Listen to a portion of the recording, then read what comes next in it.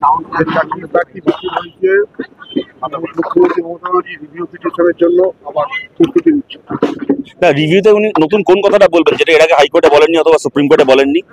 উনি চুরি করে বসে আছেন, একটাই রিভিউ হতে পারে, ওনার দলের রিভিউ, ওনার নেতাগুলোর ব্যাংক অ্যাকাউন্টের রিভিউ, ওনার ভাইপো সম্পত্তির রিভিউ। ওই রিভিউটাকে করে মুখ্যমন্ত্রী জমা দিন যে ক টাকা ওনার ভাইপো খেয়েছে, ক টাকা ওনার দলের নেতারা খেয়েছে, কার কার থেকে খেয়েছে, তাদেরকে বাদ দিয়ে বাকিদের চাকরিটা সাসপেন্ড হোক। এটাই তো আমরা চাই, এটাই তো আমরা বলে এসেছি। না হলে হাইকোর্টে যা আপনি জানাননি, সুপ্রিম কোর্টে যা জানাননি, রিভিউ পিটিশন নতুন করে কি জানাবেন? শেখ মনু সিংভি বলেছেন যে এটা কিছু মানে ফলতে কিছু না হোক হবে। মমতা বন্দ্যোপাধ্যায় খুব ভালো করে জানে এর ফলে কিছু হবে না, এটা দুর্ভাগ্যজনক, এটা দুঃখজনক। কিন্তু মমতা বন্দ্যোপাধ্যায় জানেন যে এসব করে কিছু হবে না, কিন্তু উনি খালি সময় কিনছেন। এবং বলেছিলেন না, আমার কাছে প্ল্যান এ আছে, প্ল্যান বি আছে, প্ল্যান সি আছে। প্ল্যান এ হচ্ছে ছেলে মেয়েগুলোকে বুঝিয়ে আর একটু সময় ম্যানেজ করা, আর প্ল্যান বি হচ্ছে সিদ্দিকুল্লাহদেরকে দিয়ে এই সময় মুর্শিদাবাদে দাঙ্গা করিয়ে দেওয়া, যাতে লোকের নজরটা অন্যদিকে ঘুরে যায়।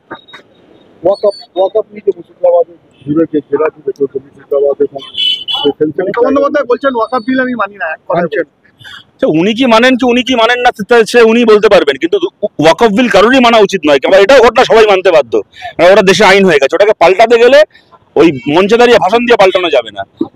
বিভিন্ন রাজ্যের মুখ্যমন্ত্রী, বিভিন্ন রাজ্যের সরকার সুপ্রিম কোর্টে এর বিরুদ্ধে মামলা করেছে। মমতা বন্দ্যোপাধ্যায় করছেন না কেন?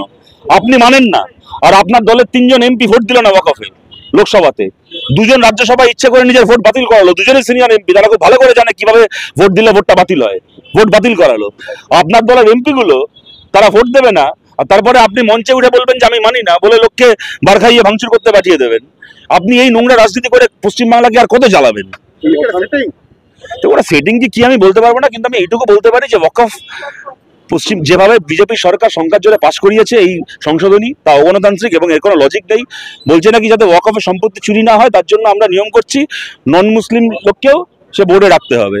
মানে দেবস্বাম বোর্ডে খালি হিন্দু থাকবে, দেবোত্তর বোর্ডে খালি হিন্দু থাকবে, শিখ বোর্ডে খালি শিখ থাকবে, কিন্তু ওয়াকফ বোর্ডে নন মুসলিম রাখতে হবে, তাহলে চুরি হবে না। কেন হিন্দুরা চুরি করে না, খ্রিস্টানরা চুরি করে না, শিখরা চুরি করে না? এই যে নীরব মোদী টাকা চুরি করে, ললিত মোদী টাকা চুরি করে বিদেশ চলে গেছে, তা ওরা হিন্দু নয়? পার্থ চ্যাটার্জি হিন্দু না? মমতা অভিষেক তারা হিন্দু না? তাদের আমলে চুরি হচ্ছে না? সুতরাং বোর্ডে হিন্দু থাকলো না মুসলমান থাকলো, তাইতে চুরিটা আটকাবে কোত্থেকে? কিন্তু এইগুলো করে বিজেপি তার রাজনীতি করছে, আর মমতা বন্দ্যোপাধ্যায় এইটার বিরুদ্ধে সত্যিকারের যে অবস্থান নেওয়া, সেই অবস্থানটাকে না নিয়ে এত নোংরামি। এটা একটা রাজ্যের মুখ্যমন্ত্রী সিদ্ধান্ত নিয়ে নিজের একজন মন্ত্রীকে দিয়ে তিনি পশ্চিমবাংলায় দাঙ্গার পরিস্থিতি তৈরি করলেন, খালি নিজের চুরি থেকে নজরটাকে ঘোরাবেন বলে। গতকাল খড়দায় অভিষেক বন্দ্যোপাধ্যায় এসেছিলেন, স্বাস্থ্য ব্যবস্থা নিয়ে বলেছেন 34 বছরে আপনারা স্বাস্থ্য ব্যবস্থাটাকে পুরো শেষ করে দিয়েছেন, তারা যা করেছে আপনারা তারা একভাবে করতে পারেন।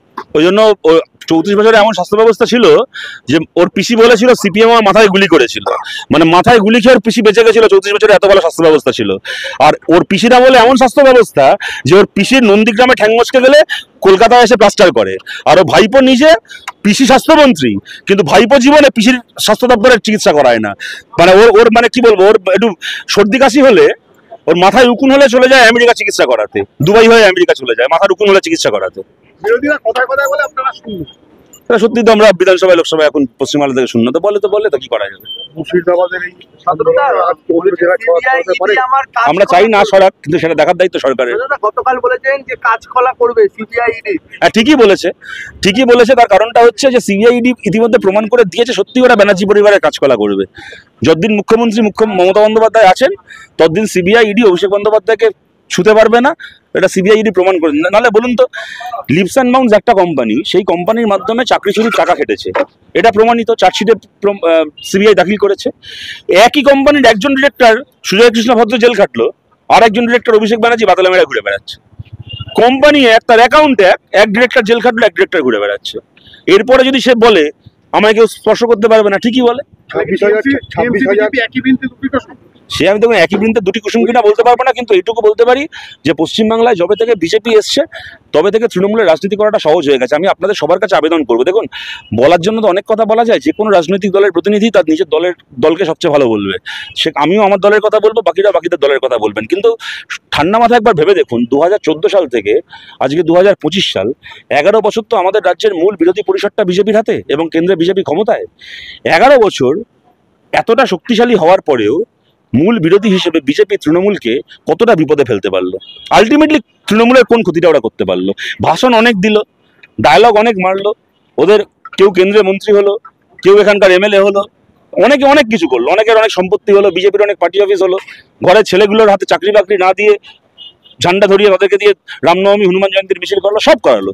কিন্তু এরা বিরোধী দলের যে আসল কাজ, সরকারকে বেকায়দায় ফেলা, পশ্চিমবঙ্গ সরকারকে বিজেপি গত 11 বছরে কতটা বেকায়দায় ফেলতে পারলো আপনারাই বিচার করুন। গতকাল ফিরহাদ হাকিম বলেছেন যে বিজেপির উস্কানিতে কিছু মির্জাফর বাংলায় দাঙ্গা লাগাচ্ছে। মির্জাফর বলতে কাদের বোঝাচ্ছে? ফিরহাদ হাকিম নিজে সবচেয়ে বড় মির্জাফর। বাংলার মতো একটা মাটি, যে মাটিতে শ্রীরামকৃষ্ণ পরমহংসদেব একটা সময় তিনি ইসলাম দর্শন চর্চা করেছিলেন, আর বাংলার মতো একটা মাটি, যে মাটিতে কাজী নজরুল ইসলাম দাঁড়িয়ে শ্যামাসঙ্গীত রচনা করেছিলেন, সেই মাটিতে দাঁড়িয়ে ফিরহাদ হাকিমের মতো মন্ত্রীরা সংবিধান ছুঁয়ে শপথ নিয়ে মন্ত্রী হয়ে তারপরে খিদিরপুরে গিয়ে বলে যারা মুসলমান হয়ে জন্মায়নি তারা সবাই অভাগা, আর তারপর চেতলা এসে দুর্গাপুজো করে বলে দেখো আমি ফিরহাদ হাকিম হলে কি হবে, আমি দুর্গাপুজো করছি অতএব সবাই আমাকে ভোট দাও। এই রাজনীতি যারা করে, চেতলায় দুর্গাপুজো করবো আর খিদিরপুরে গিয়ে বলবো মুসলিম ছাড়া বাকি সবাই অভাগা, তারা হচ্ছে বাংলার সত্যিকারের মির্জাফর। দাদা, অর্জুন সিং বলছে যে মুর্শিদাবাদে যা ঘটনা ঘটছে আমি বাইরে থেকে হিন্দু নিয়ে আসবো, লোক নিয়ে এসে ঠান্ডা করে দেবো। দেখো, উত্তরপ্রদেশ থেকে লোক আনার বদলে না উনি একা উত্তরপ্রদেশ চলে যান, তাহলে ওনারও শান্তি, উনিও ভালো করে নিজের ভাই দেশওয়ালি ভাইদের সঙ্গে থাকতে পারবেন, আর ভাটপাড়া ব্যারাকপুরটাও কিছুটা শান্ত হবে। এই অর্জুন সিংকে নিয়ে কি, দেখুন ইনি পৃথিবীর প্রথম অর্জুন যিনি নিজেও জানেন না উনি পাণ্ডবদের সাইডে আছেন না কৌরবদের সাইডে আছেন। ওনাকে নিয়ে কি বলবো বলুন তো? ওনার এত উত্তরপ্রদেশের লোক ভালো লাগে, উনি উত্তরপ্রদেশে গিয়ে রাজনীতি করুন। অমিত শাহকে চিঠি দিয়েছেন 4টে জেলায় লাগু করার জন্য। দেখুন, ওরা অনেক বিভিন্ন সময় এনআইএ চায়, বিভিন্ন সময় আফস্পা চায়, বিভিন্ন সময় 355 চায়, বিভিন্ন সময় রাষ্ট্রপতি শাসন চায়, কিন্তু অমিত শাহ আমার ধারণা অমিত শাহর অফিসের কোনো টেবিলের যদি একটা পায়া ছোট হয়ে যায়, তাহলে পশ্চিমবঙ্গ বিজেপি নেতাদের যে চিঠিগুলো ওনার কাছে জমা পড়ে, ওই চিঠিগুলোকে ভাঁজ করে ওনার টেবিলের ছোট পায়ের তলায় কার্নিক দেন। এর বাইরে আজ পর্যন্ত বিজেপির কোনো নেতার, পশ্চিমবাংলার কোনো নেতার চিঠিতে অমিত শাহ তো কিচ্ছু গেলে বলে দেখলাম না। ওরাও চিঠি লিখছে, অমিত শাহ সেই চিঠি নিয়ে টেবিলের তলায় কার্নিক দিচ্ছেন।